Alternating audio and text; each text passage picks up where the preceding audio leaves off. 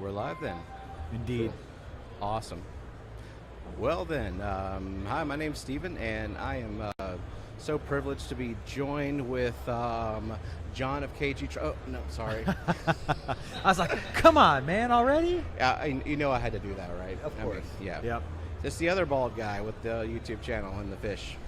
Rob from Flip Aquatics? Oh yeah, that's another bald. Man, there's so many of them. I'm trying to think of all the ones. It's becoming a trend. Well, I'm happy to be joined with Jason, Prime Time Aquatics. Here I am. So, I guess we'll learn a little bit about you, huh? So, you've got this lovely wife, Joanna. Yeah, she's over there somewhere talking to people. Yeah, just mingling. Doesn't care that her husband's up here. No, she doesn't care at all. She's not even going to look over here. She's selling shirts, though. I think so. So she's doing something useful. Awesome. For her. All right. Well, how long have y'all been crazy fish people? Well, I've been a crazy fish person since I was 6 years old. Nice. And I started out with a little goldfish that I named Popeye. It was a one-eyed, black, fancy goldfish. And that started it for me. And I've been keeping fish pretty much ever since. I think there was a year or two where I might not have had any large tanks set up, but maybe I had some smaller ones. So it sounds weird to say, but it's been like 42 years that I've been keeping fish. Dang. Now, how long did that first goldfish last? Well, so full disclosure, 42 years ago, you go to the pet store and they say, hey, you've got a goldfish, here's a goldfish bowl. Thus the reason why they're called goldfish bowls. But it wasn't like the big round one, it was the one that kind of looked, it was more disc shaped. And I've had one of those, yeah. I remember that, and I remember back in those days, they would tell you, take a gallon of water, and you fill it up, leave the cap off, and you age it for a day or two, and then you can use that for your water changes, and you just do that every couple days. So I don't remember, like, there was never a conversation about cycling tanks and nitrogen and dechlorinators and filtration even for a lot of fish. And so that's what we did. And I don't know exactly how long that fish lasted, but I would say it was kind of be 6 months to a year. You know what? That's not bad for a first run. That's actually pretty bad. good. And I was in charge of taking care of it. So as like a 6-year-old kid, I hung with it. But I remember liking it so much, wanting an actual tank. And my parents went out and they got me a 10-gallon. And so it started early. I got a 10-gallon tank, and just like platies and guppies and cory cats and hatchet fish. All I remember from my childhood is all my tanks always had hatchet fish. I think I really loved them. And then I had the 10-gallon, and then my uncle gave me a 20-gallon. And then we got a 35-gallon with cichlids. 35. What's the footprint of that? I have no idea, but because I was a kid. But it was a weird tank because it's, from my memory, and of course everything seems larger when you're a little kid, but from my memory, I want to say that 35 was certainly longer than a 29. So if I had to guess, I would say it was probably close to 36 inches long. Maybe, I have no idea, 12 and a half inches wide. I don't know how tall it was, but we put Boona in that tank. So that was a new thing for us. So we did cichlids. And at the time, the pet store, I remember specifically the pet store guy was saying, if you're going to do these cichlids, get 2 of every kind that you buy. And of course, now we know that that's often not the best advice to give, especially when it comes to cichlids. Oh, we got 2 yellow labs. I know we had yellow labs, 2 yellow labs. We had 2 Aratus, 2 red zebra. I don't remember what the other ones were. I want to say they might have been Johanni, but it was a horrible tank. I mean, all they did was fight. And then I remember specifically my mom, she wanted red, white, and blue. But she didn't want it all mixed together, so she did like a big section of red, then white, and then blue. As far as the decorations? As far as the gravel goes, yeah. Okay. And within like a day, of course, their cichlids being cichlids, is what they did is they mixed it all together. I just remember being so mad. She's like, I spent all this time making sure that the gravel was perfectly situated, and they mixed it all up. But that was a fun tank. Do not care. They decorate the tank however they want. I also learned an important lesson with that one, and that is I went out and I caught some bluegill, and they were sizable fish. I remember, I'm going to put them in with the cichlids.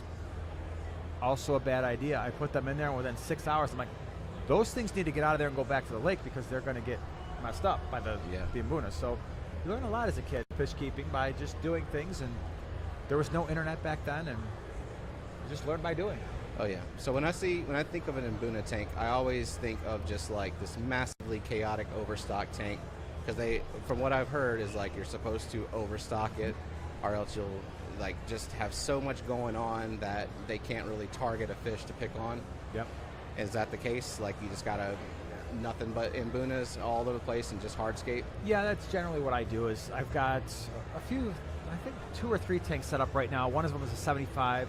I want to say there's probably 20, 22 full-grown Mbuna in that tank, for the most part full-grown. And I have very few issues with. I've never really had aggression issues with that tank, but I also stay away from some of the really aggressive ones, like I try to stay away from. I don't do the Aratus. That's one of my least favorite fish of all time, because the males just get dark and they get horribly angry. And then what are the other ones? Demasoni. They're really pretty. They've got all these blue stripes, but they're extremely aggressive. Bumblebee cichlids I usually try to stay away from, but somebody gave me some, and so far they're working out okay. So yeah, overstocking. They're absolutely insane. Every time you feed them, it's like the first time they've ever eaten in their life, so they get really excited. And I use very little rock work. I actually have just a couple of rocks in the center. There's 2 schools of thought. One is if you give them a lot of rock work, they can all claim a territory, and that can be true. I went with the opposite in that tank, and that is I put very little structure in there, and that's also worked. I think maybe if sometimes when you're somewhere in the middle where there's enough structure for some of the fish to feel like they have an area that they call their own, but not enough where all the fish can feel secure, that's sometimes where you get into problems with those. Gotcha.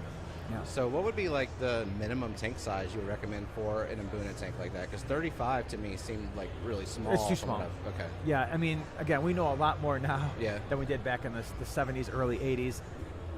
I will do Mbuna, and actually I'll do Mbuna in a 40 breeder. Typically, I had Pseudotrophia solosi in there, and it was a messed up tank because I bought a group of, I think it was 8, and I wound up with, I want to say it was like 5 males and 3 females. Never had an issue, and they bred like crazy in that tank.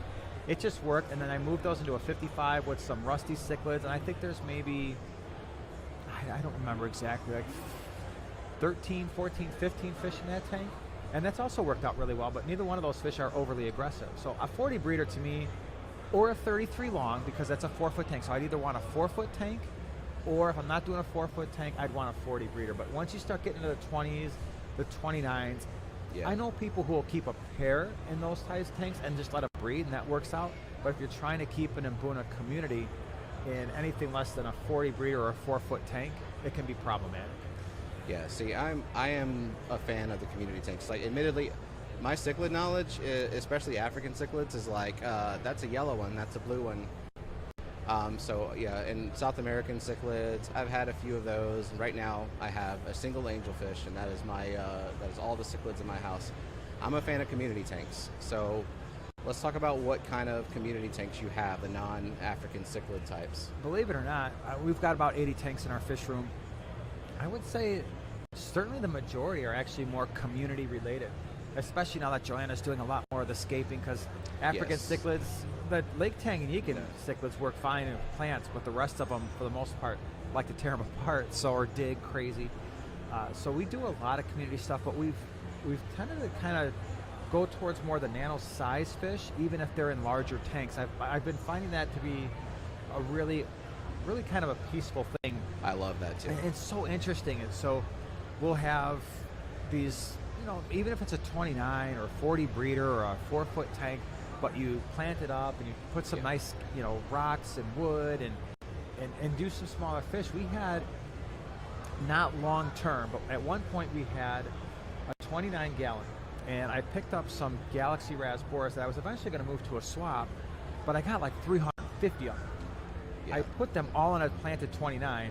That's going to look amazing. I would never do that long term because it's just, it's a little excessive. But even when we moved a lot of those out, I still had like 100 in a 29. I was like, wow, that looks really cool. We've settled into about 30 or so, and I'm going to keep those 30 in the tank, and I think that's my comfort level. But small fish in a larger tank, when you can really see their behaviors in a large group, like a lot of them are meant to be in nature, you miss something. I know with a lot of the Tetras and the Raspberries, they say a minimum of 6, minimum of 6. You always hear that. And that can be true. That's not a bad thing. But where you really start to see their behaviors is when you've got 20 or 30 or 40 fish in an appropriately sized tank, and watch them interact. That's a whole different feel. Minimum. Yeah.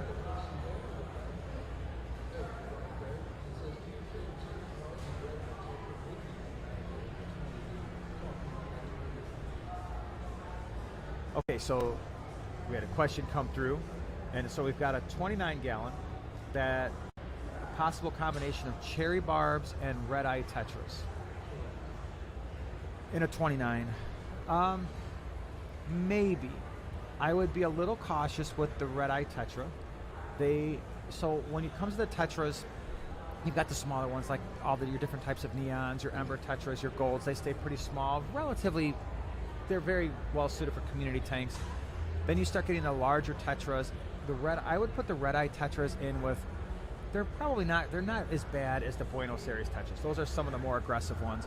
But your red-eye tetras are certainly going to be more assertive than your typical neon type tetras. So cherry barbs, at least every time I've ever kept them, and I don't know if you've got a different experience, they're extremely docile.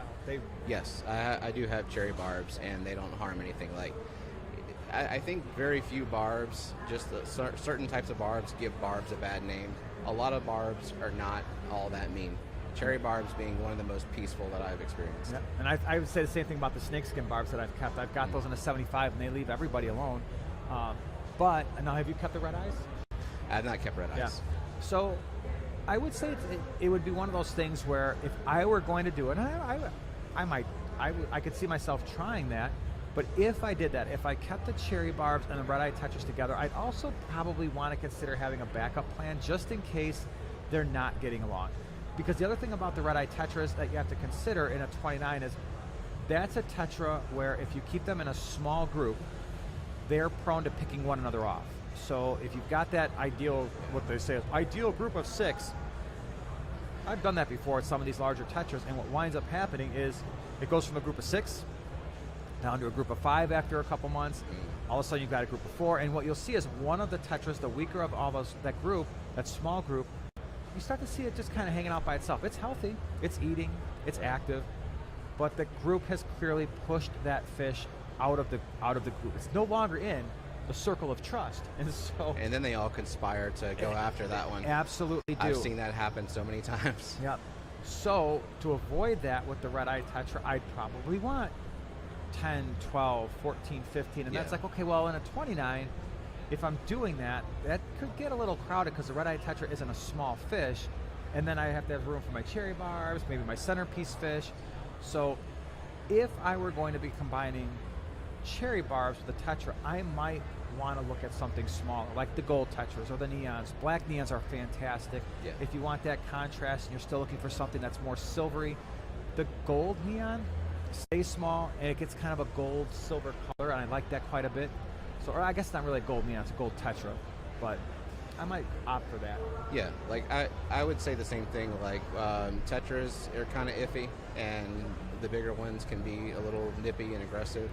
Whereas the cherry barbs, they're almost too peaceful for their own good.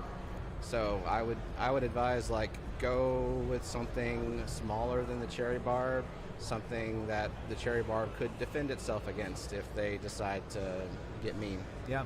Or you start looking at the cherry barbs and rasboras. That's a really good combo because some of those rasboras are actually, like you said, they're smaller than cherry barb. We've got maybe like the dwarf emerald rasbora. You've got the galaxies. They're not so much silver as they are blue, but those are. I love the blue axelrod rasboras and the kubatai, the green ones. Oh yeah. And if you want something that's silver because you really like that contrast, lamp eye. The lamp eye rasbora's got that really beautiful silver color with the bright blue eyes. That would be a striking combination with the cherry barbs. I don't think I've seen those. I've seen the green ones, the green eye. Yeah. The lamp eye rasbora, they're fantastic. It should be on everybody's list. Nice. I actually have rasboras with my cherry barbs, but they're the purple harlequins. Mm-hmm. That's a great combo. They're not tiny, but they're also very peaceful. They keep to themselves. Yep. Pork chops would be fine too. Yeah. think I've had some of those, or I've seen them around. They, same kind of shape as the harlequins. Do you have any rainbow fish? That's kind of one of my passions. Oh yeah. So, funny side story. I used to think the rainbow fish were ugly. Now, if you love rainbow fish, I said I used to. It's the shape, isn't it? Yeah, it's that little beak shape. They're just the weirdest little. I mean, they've got these big bodies. They've got this tiny little head, these little bitty mouths, and their eye just seems to be in the wrong place. And their whole head is like, what happened? Did you just like swim right into something and just like smashed your face down a little bit? Yes, probably, because they're dumb. But all that being said, they really started to grow on me because after you start keeping certain fish, like, wow, you start to appreciate them for what they are. And one of the things that I really appreciate, of course, is their color. So there's a massive amount of diversity in terms of the coloration. And right now in a 75, and again, I'm not a rainbow person. I just know I've got the Bosemani. I've got whatever the red ones are, like the solid, like almost trout-looking red ones. Is that the Millenniums? Yeah, I think so. Wait, is that what they are? Are there? I mean, there's one that's just like the common name is red rainbow. I can't remember the species, but and one of the species, like if you told me, I would remember. But I've got 3 different full-size rainbow species. But I also mixed in with with the dwarf rainbows. Yeah, and that was a cool mix. I didn't know how that was going to work, but it was nice because the dwarf rainbows have a slightly different body shape. And they've got that shimmering. Peacocks? And they've got that shimmering that some of the other rainbows don't have. So that was a cool combo. And I've kept some of the smaller ones, like the thread fins, the Celebes rainbows, which I love. Those are cool, and their body shape is different. They don't have that compressed head region, so they kind of creep you out like they used to creep me out. The smaller ones, like the thread fins, the Celebes, are definitely an option.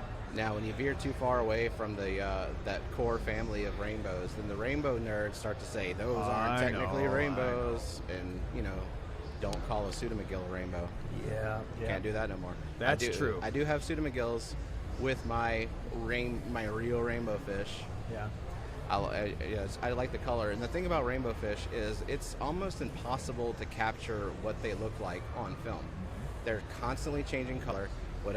However the lighting hits them, it's different, and just for some reason the camera just cannot get all of that in one photo or even in a video. That's absolutely true, because I find that hard on my 75 gallon, and I'll tell you, one of the coolest rainbow fish displays I ever saw, and I don't know if it's still there, but if you're ever in the Cleveland area, the public aquarium in Cleveland, the Cleveland Aquarium, is one of the best has one of the best freshwater displays that I've seen in a public aquarium.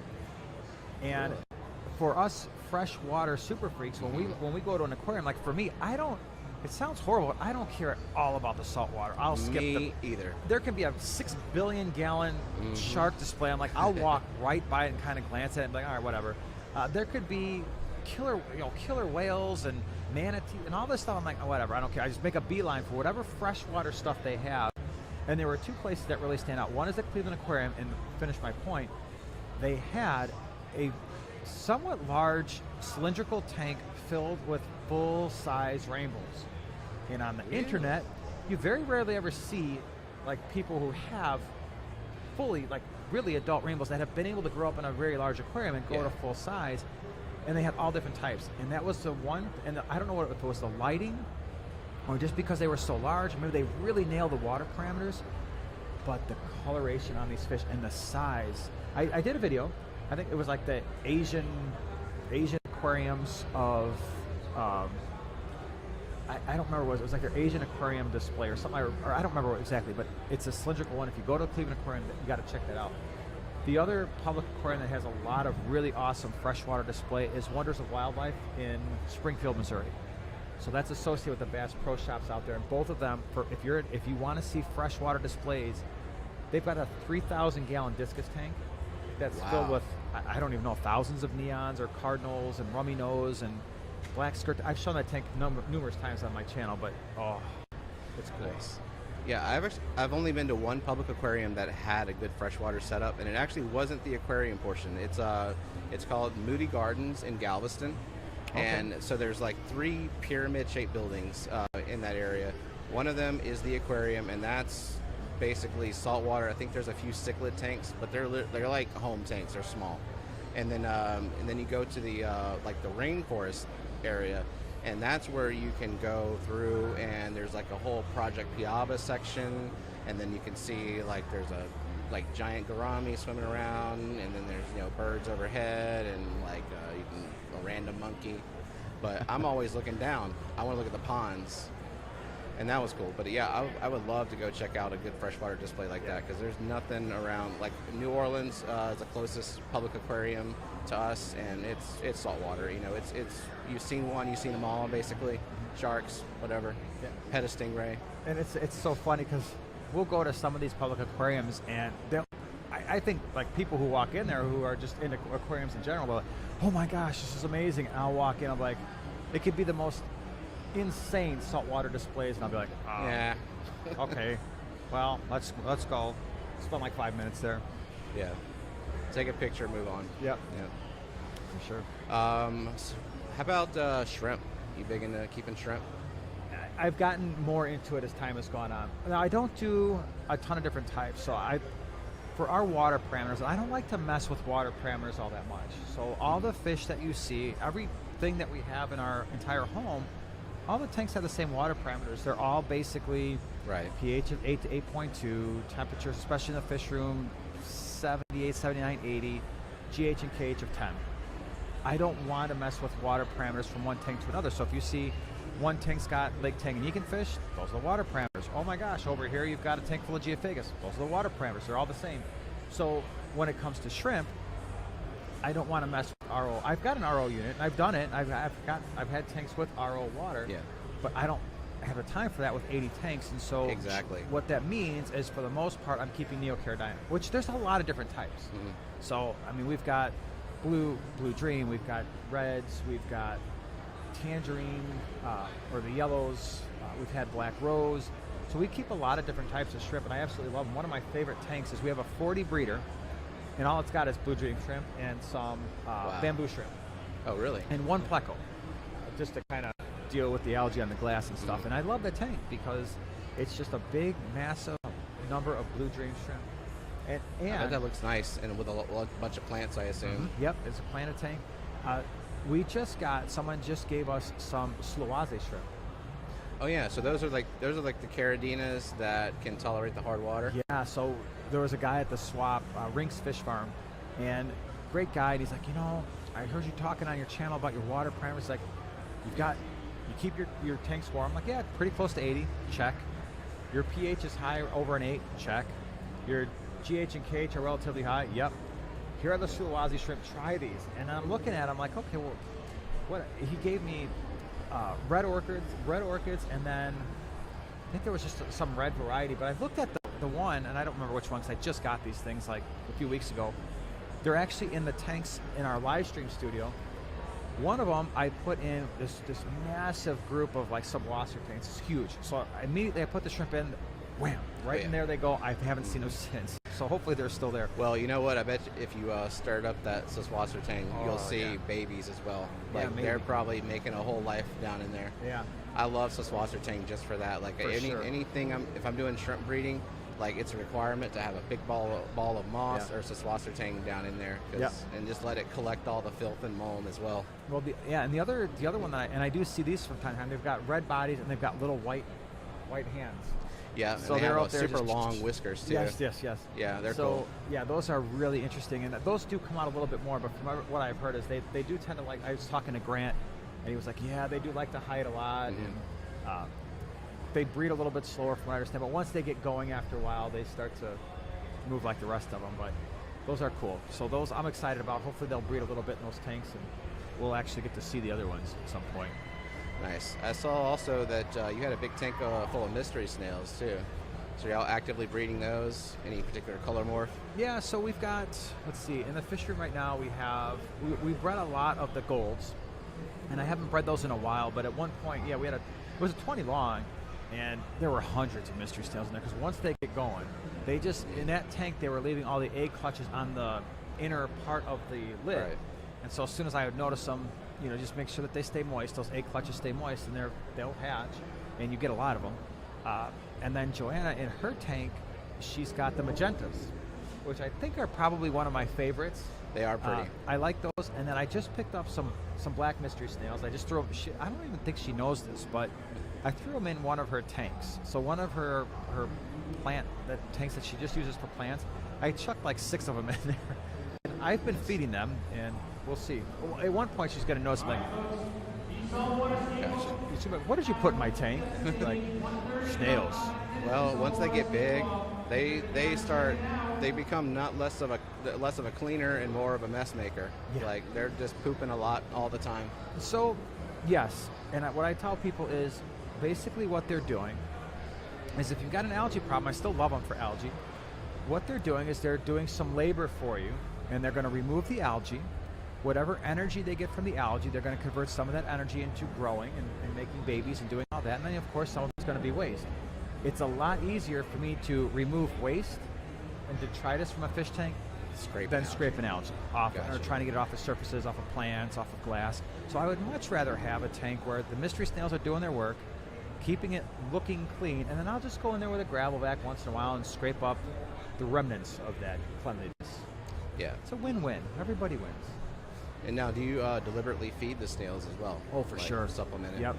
Yeah, because especially in those tanks like you saw where I've got a bunch of mystery snails in a 10 or a 20, there's not enough. There's never enough algae for a larger group of mystery snails, and so we will put in the calcium chips. We'll put in snail food now. Cat's Aquatics makes a snail food that I really like. They're like these little chips. Just chuck them in there, and that gives them the minerals that they need because they need more than just the algae. They need the minerals to keep their shells strong. And when you start to see those shells thinning out a little bit, you know you're a little bit short on minerals. Yeah, I just recently got into the mystery snail keeping as well. I was asking because I have a few friends that are like really big into it. You know, they're more of a like keep them as pets. You know, they're not cleaner snails. They're pet snails, and so like I've had like this whole kit of snail food that's for mystery snails from Mystery Snail Guardians is who make the food from Crayfish Empire, but yeah, like they're really just fun to watch. Like it's a really interesting snail, and I was watching your video about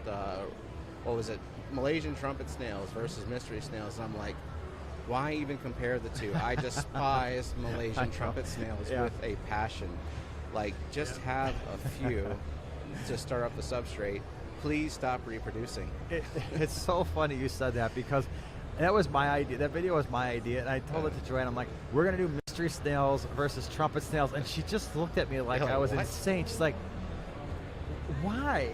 I'm like, because Malaysian trumpet snails are cool, and she's like, not compared to mystery snails or not. I'm like, what could you possibly say in a positive way when you compare them? Like, I'll take the Malaysian trumpet snail side of things, but what the advantages? So for some people, they don't like snails at all.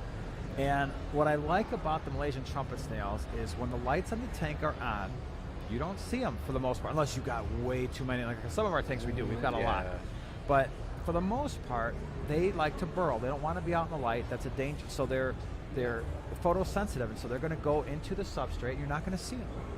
Then the lights go off. They all come out. They do their job. They're cleaning up algae, doing the things that they do, stirring up the substrate, which is great. You turn the lights on at first, and they're everywhere. They're all over the glass. They're like, oh my gosh, I've got a problem. Yeah. But then give it like 15, 20 minutes, and like, where'd they all go? Right back in the substrate they went. So, and they're smaller. But they do, if you are not in control of what you're feeding, or you have a lot of, maybe you're breeding bristlenose plecos or the shrimp, and all the food is falling to the bottom, those Malaysian trumpet snails will come out and they will cover that food. So it can be a problem. Yeah, I'm kind of, I feel the same. Like if it's a pest snail, it's a good barometer for how much waste is in your tank, how much you're overfeeding. Yeah. And so, like, yeah, removing them is fine, but it's not going to solve the problem with the instability in your tank. Nope. So, with all the tanks and fish that y'all have had over 40-something years, do y'all still have a bucket list fish? That's a great question. We did a video beginning of 2021, and I listed all these bucket list fish that I wanted, and I didn't think I was going to be able to get them, anytime soon. And it turned out I knocked out pretty much all of it, and it was just these random things like, I want this fish. So for instance, the Vieja Argentea. It's a cichlid. They get fairly large. They'll get at least a foot. And I saw this, the first time I saw this fish, my buddy Tim had it. He brought it to the Greater Chicago Cichlid Association. He brought it to the bowl show, and this fish just sparkles like a jewel. Nice. Sure enough, another guy did a fishing tour. He calls me. He's like, "Hey, I'm gonna change directions on my tank. I got those 2 Vieja. Do you want them?" I'm like, "I'll be there." He was like an hour away. I'm like, "I'll be there in 15 minutes." One of those things, you know. So I picked up 2 of those. That was a bucket list fish. Is that like a expensive fish, or they're somewhat pricey, and they're just not super common. At least not around me. But if you ever get a chance to look them up, the Vieja argentea, they're also known as Mascoheris argentea. They're not nice fish. They're somewhat aggressive. I've got them in a 125. I just showed them off, or I will be showing them off in a fish room tour that comes out tomorrow, Monday. I got 2 of them. They're still maybe 7 or 8 inches, so they're not anywhere close to full grown, but there you can already start to see how they sparkle. So there's that one. I've always loved the species 44 from Lake Victoria. I think it's the nicest of all the Lake Victorian cichlids. It gets a blue and yellow and some red and orange. You said species 44? Yeah, that's the name of it. Species 44. I just wondered, like, are there so many cichlids now they just start numbering them, they stop naming them? So, well, they haven't really described them fully. They get these species, kind of like cory cats and fleckos. Right. They get these species designations. So species 44 that's my favorite. I've had them before, and I picked those up. My number one that I wanted, purple spot gobies. And I picked up a group of those. Luke called me. He's like, "Dad, I just saw the purple spot gobies you want." I'm like, "Bring me 6." So I get these 6 purple spot gobies, and they're true freshwater. And a lot of the gobies, freshwater gobies that you see, like the blue siphodons and stuff, they're small. They're awesome. Henechuensis, they stay small. Purple spot gobies get big, and I had one back in the 90s. I had this thing in a 35-gallon hex with a bunch of fish I shouldn't have had in a 35-gallon hex together. It all seemed to work. I don't know why. But the purple spot gobies do well in freshwater, but they get pretty big. And not only do they get 5 or 6 inches long, they're wide body. They got these little tiny eyes, but they've got really nice color, and they got a big mouth. I stuck them in the 50-gallon lowboy with my black mollies, because the population was getting out of control. They dealt with that. So there's actually some fry that still survive, but not anywhere close to what it used to be. I call them my 5 sausages, because they basically look like big sausages. And I just picked up more, and I don't know what I'm going to do with them yet. But so going forward, I don't know if there's really any fish that I need these fish in my life right now. And I've got some rare Tetras. I showed off my Emzul Tetras that I really love those. But what about you? Got anything that you're just like, I need these in my life? Really have been big into puffers. I don't have any puffers yet. And so my short-ish term plan is I definitely want to get a shoal of pea puffers. Little murder beans is what a lot of people call them. Yeah. So I have my own little murder squad. And then I would like a larger, like not a big puffer, but like the spotted Congo, the shouted deni puffer. I really want one of those. Just interacting with them in the fish store kind of made me fall in love with them. And they're a bit pricey, like a couple $100 because they're wild caught in the Congo, and Congo is not the safest place to be catching fish. Right. Yeah. There's the one fish I wish I could get back. It's not really even like a popular fish in the aquarium hobby. At one point, I was keeping yellow perch. Oh yeah. Like just the yellow perch that you would find in central United States or southern. Those fish, a lot of people like peacock bass, right? They're large, they're crazy awesome looking. These big giant cichlids from South America, they get massive. Perch to me look a lot like peacock bass. They're just not as tall body. They're a little bit more elongated. But I had a group of them in a 55-gallon that I was going to eventually transfer to a larger tank. I lost them. I had an issue with a water change one time. But they were interesting because I had a group of them. They always stayed together. They were one of the more peaceful fish. They were actually very personable. They took readily to all kinds of prepared foods, and they had, on darker substrate, they were a nice, rich yellow color. They had the red, they had the green. Oh my gosh, those fish. I will at some point, when I can dedicate a larger tank to them, those are going to wind up back in the fish room at some point. Yeah, I mean, there's a lot of big fish that I like, but I'm kind of with you on, like, I want the big tank and I want the tiny fish. They're definitely can get really expensive when you start paying like $6-7 per rasbora, and you need like 40. Yeah, but it's pretty intense when you get to see it in person. So you were talking about that 30, you said the 35, you had a tank that wasn't supposed to work, but it did. Yeah. Do you currently have any tanks that technically aren't supposed to work, but they're working out for you? So at one point, yeah, I have this bottom 125 gallon tank. It was originally set up to house I had 3 Oscars that were growing out. And I was going to eventually probably move them to an even larger tank. But I had these 3 Oscars, and I was like, okay, that's going to be their tank. Something happened in a 75 where I had some Red Empress and some Dragon Bloods, and they were, I don't know, something was going on. I'm like, I need to move some of these. I know what it was. Some of the fish were getting beat up in that tank. So I'm like, let me move some of the more docile Red Empress out of there along with some of these other fish. The only place I could put them was in this 125. Well, at that point, I think we were down to like 1 Oscar because one of them jumped and the other one just one day was like, boom, okay, now I don't know what happened to it. It just died. Like within morning, afternoon it was fine. Come down next morning, it was gone. So, feedback. I moved. Someone's messing with the sound here. So I moved these Red Empress, which are African cichlids, to this 125. They got along great. Now we're getting a lot of echo. Echo. I think they were trying to get, so the audience could hear it better. Okay. Now it's a lot of echo now. Hold on, time out. They're working through some audio issues. Technical difficulties. Yeah. Okay. All right, let me finish my story here and then we can take some questions. So they started breeding in the tank. At the time, I also put in a Nile Tilapia.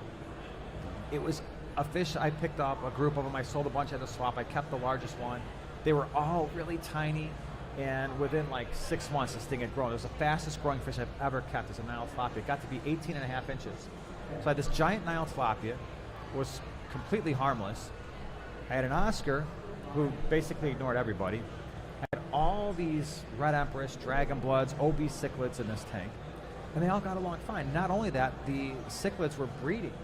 And the Oscar and the Tilapia, which were big fish, basically left them alone. At one point, it was one of my better tanks when it came to producing cichlid fry. Maybe the fry were just too small for them to even care about? They didn't care. They were well fed. There was some rock work, and a lot of them survived.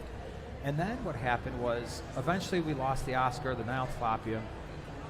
We have the African cichlids in there, but that tank has become a tank where if I've got some fish that aren't working out in other tanks, if I think it'll work, I will put them in there. And so now I've got rainbow cichlids, which you would think have no business being in that tank, and yet that they work out well. And I've got a group of Thrictes maculopinus, which are kind of like firemouth cichlids in there as well.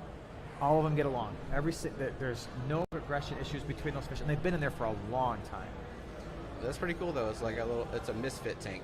It is absolutely a misfit tank, and I don't recommend it. So I would never tell somebody, go out and put your African cichlid, your peacocks, your aggressive males in with rainbow cichlids and Thrictes maculopinus. Because 9 times out of 10, if you do that, you're going to wind up losing some fish in a hurry. Even if they exactly emulated everything you did to the letter.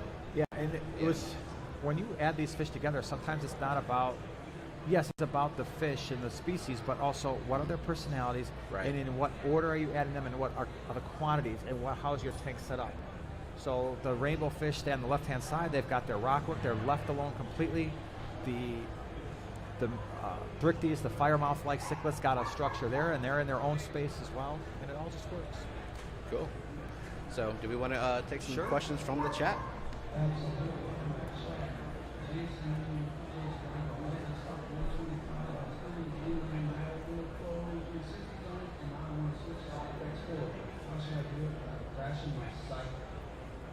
All right, so the question was, we've got 3 Marineland Magnum 360s. We want to switch to an FX4. And we don't want to crash the cycle in the process, because if you just pull those out and put the Magnum in there, you're going to do that. Right. So generally speaking, whether it's this or any other situation, what I will do is, if I want to switch a filter, I will put the filters in, run them simultaneously, and I will leave the new filter in. Before I start messing with the old filters, the new filter is going to stay in that tank for 4 weeks. So if I want to add, let's say I'm like, okay, I've got a hang-on back, I'm going to move that hang-on back, I'm going to switch it to a sponge filter. Sponge filter goes in, and in about 4 weeks, I will most likely pull that hang-on back out. Now with this case, it's a 125. There are already 3 filters in there, so I'm assuming this tank might be heavily stocked. Even if you do that, you're going to have a problem. So if I was going to remove eventually those 3 filters and just use the canister goes in now. In 4 weeks, I would remove one of the Magnum 360s. I'd wait a couple of weeks, because then that canister filter starts to produce, it has a surface area to produce some more of that bacteria, house more of that bacteria. The second Magnum 360 goes out. I'd wait another couple weeks and then pull out the last one. And then by that time, you should have more beneficial bacteria in your canister filter and on the surface of your tank. The other thing that you could consider doing is taking the filter media out of at least one of those Magnum 360s and use that in the canister filter that you're setting up, the new one. And so that way, that canister filter's got beneficial bacteria, but I would still leave those other 3 in there and just do that 4 weeks before I remove the first one, wait 2 weeks, remove the second one, wait 2 weeks before I remove the third one, and always checking water parameters after you do that. Yeah. Sounds good. I mean, that's a big switchover. Like, yeah. You're going from 3 probably very well established canister filters switching over to the FX4, which with a 125, I almost say, why not the FX6? But, I mean, they may have already had it or something. Well, and if the tank is lightly stocked, then right. FX4 is fine. I mean, if the tank is lightly stocked, you could throw a single sponge filter in there, and at least in biological filtration terms, it would be fine. Now, how big are those 3 canisters? Like that he was talking about. I've never used the Magnum 360s. I've seen them in a box, but I don't think they're as big as the FX4. They're FX. I mean, I have an FX6. That thing is hefty. Yeah, it's huge. Yeah, I run exactly 0 canister filters in our fish room. Not a fan. And it's not because they have an important role in the aquarium hobby. It's just I hate cleaning them. Oh yeah, so me too. I've had the big. At one point, I had a big Sun canister filter on the low boy, and then it was like I just basically let it go. I never cleaned it, and after about a year, it just stopped working. And I had an air stone in the low boy with all those black mollies. It was a filterless tank because when I picked up the return on that canister, it was literally just like dripping out. It was a filterless tank for probably a year. It had one air stone, and that molly tank, if people have seen that video, it was heavily planted, 50-gallon low boy. It's only 10 inches tall, so there's a lot of aeration going on, surface area, and it was fine. It was 100% fine. So then after that, I was like, I cleaned it, put it all back together as best I could, and it started leaking. So I'm like, I'm not doing this anymore. I hate cleaning these things, and it's the only filter out there. Guaranteed, if it's going to put water on the floor, it's the one most likely to do it. I'm not saying other filters won't, but a canister filter is the most likely to put water on the floor. So I'm like, don't like cleaning it, don't like water on my floor, bye-bye. Yeah, well, I mean, you got a bucket sealed with an O-ring sitting on the floor. That's sucking water out it. And how many points of failure in a canister filter? There's the intake hose, the output hose, the actual lid to it, and all like 2 or 3 valves that are on it. Now that being said, I also am not as picky about what my tanks look like, internally, because we have a fish room. So I've got sponge filters and everything. It's like, dude, those are ugly. Yeah, I know they are. But so the canister filter is nice because all you're seeing is an intake and a return. Yep. And you can get much better flow. So there's a ton of advantages, right? So I mean, when you've got an intake on one side of your tank and the return on the other, that's way cooler than having a hang-on back filter, which is basically just dumping the water right above where the intake is, and you're getting this for the most part. So, and if you got a really large tank, you're pushing a lot of gallons per hour. Yeah. But even if up to about, I'd say a 180, I'd rather just run 3 hang-on backs than a canister. Just because I know I can go on the hang-on back, pull the stuff out, put the stuff back in. My maintenance took 3 minutes. Yeah, I am a fan of hang on the backs. Yeah. I mean, in terms of aesthetics, though, I agree. Like the canister filter, like I have 2 tanks that I kind of consider like my pride and joy show tanks. This conversation also reminds me that I have a Fluval 307 that I really need to clean out when I get home because I've been neglecting it. But yeah, I have 2 canister filters total in my house, and it's only 2 show tanks. Yeah. And that really is the only reason why I would run a canister filter is for aesthetics. I hate everything else about them. If I had a large tank, again, up to 180, I'm running hang-on backs. If I went larger than that, or like a 10-foot tank, I'd run a sump. And the reason I would do that is because they can actually be extremely easy to maintain. You put a filter sock on that sump, and you just change it. I've got buddies who just take that filter sock off every couple of weeks, throw it in the washing machine, and that's it? put it back. And then all your filter media, for the most part, is okay. And they'll put some floss, top layer of floss, and sometimes that catches stuff, and they'll just take out that sheet of filter floss, stick a new one on there. But the cool thing about a sump is obviously you've got the most surface area for beneficial bacteria. You can put lights down there, run pothos, or some people will run plants down there. Even if they got cichlids on top, they can put plants on the bottom. They're sucking nitrates out. There's a lot you can do with a sump. Right, and then you can increase the water volume of the tank by like a third. Yeah. Now, of course, the downside is you can also put water on your floor, but I like the ease of it, so I'd go that direction. And you got to drill the tank, and that's not fun either. So yeah, we're gonna have some kind of an overflow. Yeah, I don't have any sumps. That's kind of been one of my fears. I don't either. Is the flood part. What else you got, Jess?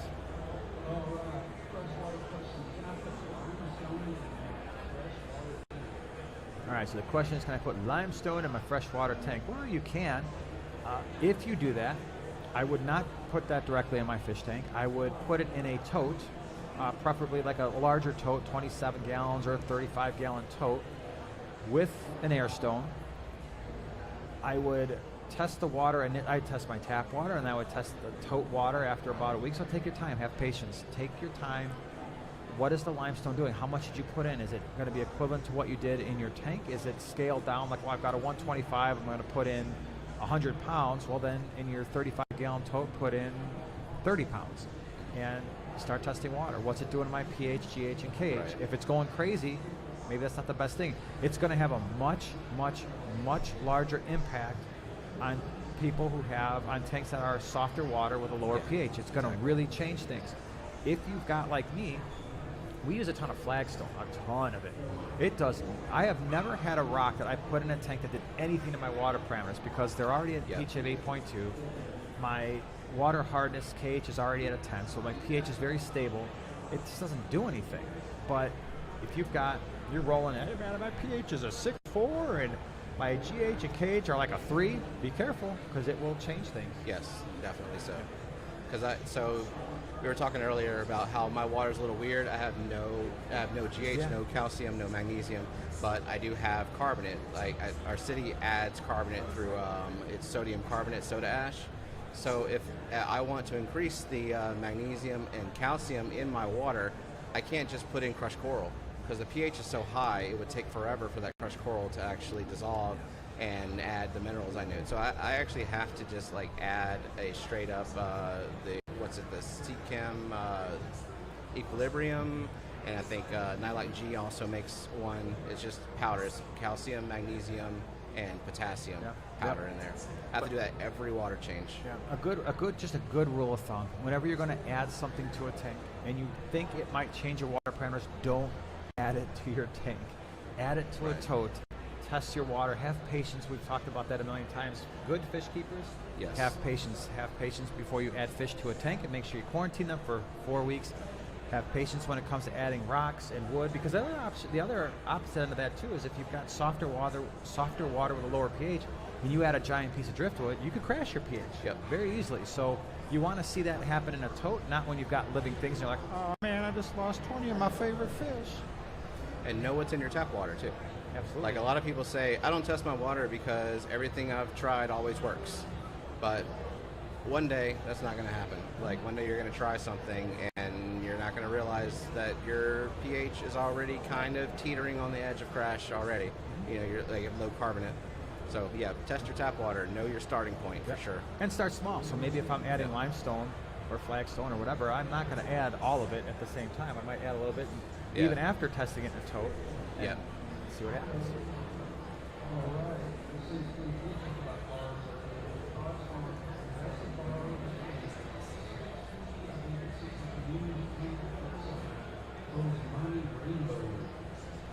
All right, so the question is Odessa Barbs with Bosemani rainbows in a 60. You keep a lot of rainbows, right?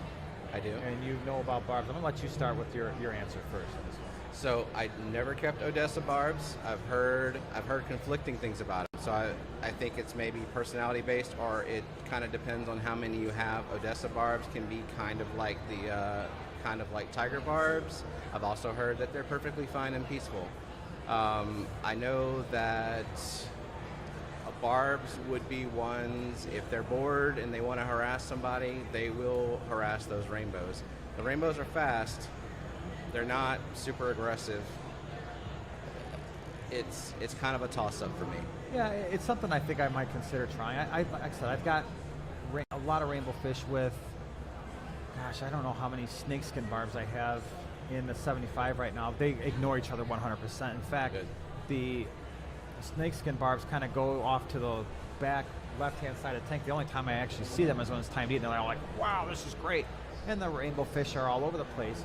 With the Odessa Barbs, again, the key is to have a large enough group of Right. each where they're just going to want to hang out with one another. So if I was doing it in 60, assuming that we're talking about, well, there's two different types of 60s. You could get, The 60 breeder is 4 foot long, and then there's Yeah. like a 60 tall that's like... which is a 55, only a little bit taller. So either way, you got a 4-foot tank. That's probably the most important thing.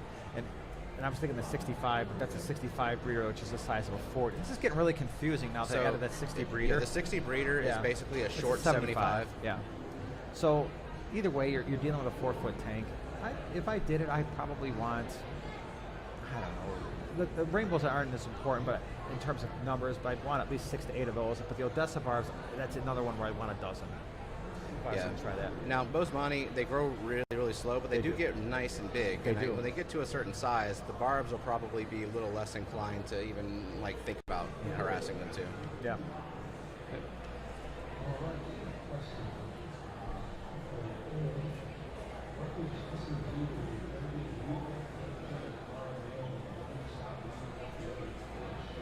So the question is, what do we do with a threadfin acara that won't stop beating up the other fish? And it's beautiful. So it's got those nice long trails. So what would I do?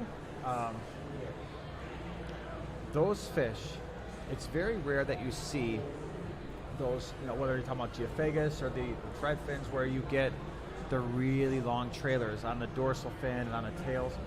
It's a rare thing. So if you have that, I would cherish that, because someday that fish won't be with you and you're going to really miss it. So I would be inclined, if it was aggressive, I would keep it by itself. I would probably just be like, this is my show fish.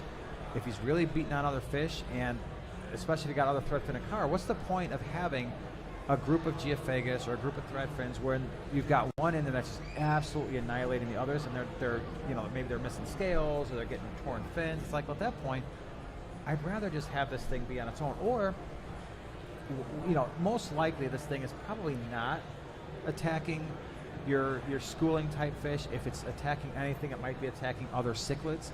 Maybe I move the other cichlids out and I transition to having more schooling fish, like your rainbow fish or your Colombian tetras or Congo tetras or something like that, and then just not have, if it's other cichlids that it's beating, I just remove those. So put it in its own tank, make it a featured fish, centerpiece fish, see what might work with it. Dither fish, I guess, around it. Yeah, Okay. I don't know about you, or at least with the cichlids, I found that a lot of times when cichlids are aggressive, they're often not aggressive towards non-cichlid fish. At least in our fish room, they more or less ignore the non-cichlids. It's when you start mixing it, like, oh, I've got a South American tank or a Central American tank. It's when you start mixing other cichlids together, because they're all somewhat territorial. Then that's when you start having, oh man, this fish is the king of the tank, but it's beating on my other fish. A lot of times, like, it's very rare where I'll have a South or Central American fish take notice of and attack schooling fish, unless they're breeding and they're, just protecting the territory. Gotcha. Interesting. What else we got?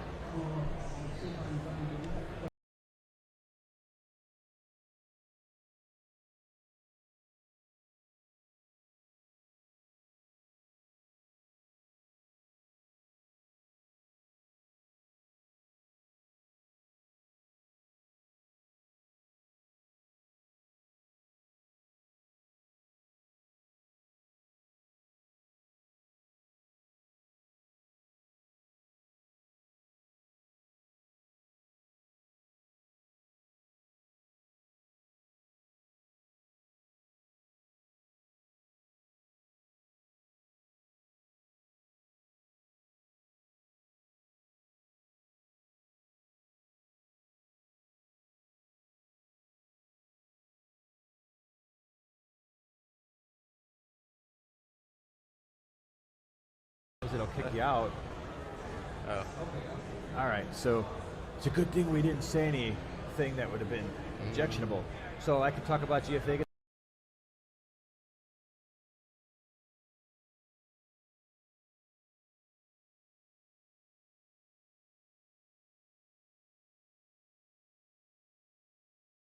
Pretend that we are. We're talking about geophagus. What were we talking about? Geophagus and plants. Oh yeah, geophagus and plants.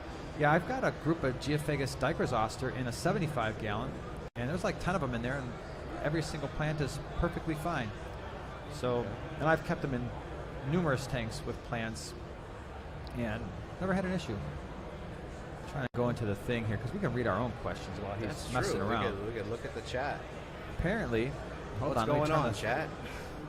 I see us. Here we go. All right. We're going to take control of this situation. Nice. All right, so hold on a second. Now I am the master of the question. Chattanooga Ed's here. What's up? Thanks for the great live stream, guys. Wish you were here. Wish you were here, man. It's weird not having you. Barky B, thoughts on having Bosemani Rainbow and a 40 breeder? What do you say? See, so the thing about rainbows is they love a lot of swimming space. And I do have full-size rainbows in a 40 breeder, 36-inch long tank. It's not ideal, I'll tell you that. 4-foot tank is what I would say is the minimum to keep a full-size rainbow fish like that. I agree. I like a 4-foot tank for the full-size rainbows. That's the way to go. All right, hold on. I am messing around over here. Chattanooga Edge. Jesse, your mic isn't working. Yeah, Jesse's mic's not working. That's why we're repeating the question. Yeah. He tells us things in our ears, and then we go ahead and repeat them. Just the man behind the curtain. He's the man behind the curtain. All right, Jesse, here's a question. What would you do with a beautiful, threadfin? Okay, that's the one we answered. All right, Jesse, you back up on doing your things? Can you see stuff?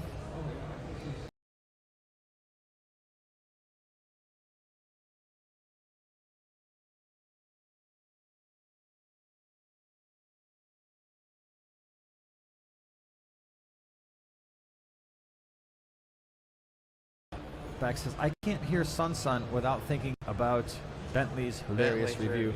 I didn't see it, but yeah, the Sun filter didn't last a whole lot.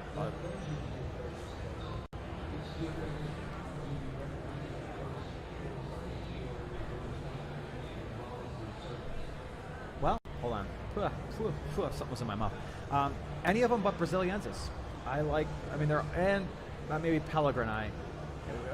I've kept a lot of geophagus, but pick one that you think is awesome. Stay away from Braziliensis because they can be somewhat aggressive and they do dig. The Pellegrini are they're not easy to find, but they're also not the most hardy in my opinion. Wine Milleri are great, Surinamensis are great. You've got the Altafrons, that's the one I have in the 150. Tapajos are fantastic. And trust me, you will not be Dicrososter, you will not be disappointed by any of them. They are amazing fish. Cool.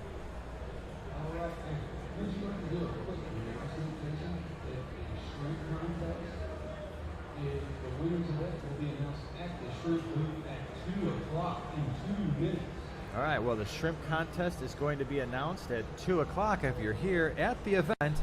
2 minutes. Shrimp contest winners? I thought they already. Oh, they put the names on the tanks, or the numbers on the tanks, right? Yeah. Okay, but they're going to do that. So. Anyway, I think that's our time, huh? Awesome. Yeah. Thank you for being here. Thank you, everybody in the live studio audience. That was cool. And yeah, we got more stuff coming up, right? We got a more schedule. What's coming up next? Do we know? We have the reptiles. Oh wow, Will Nace and Brian Barczyk are coming up in a couple of minutes. 3 o'clock. So check it out. Be there or be not a reptile fan. Be square. Yeah, I got 0 reptiles. I don't know about you. Nope, none. None. Thanks, All right. everybody. We'll see you. Bye-bye.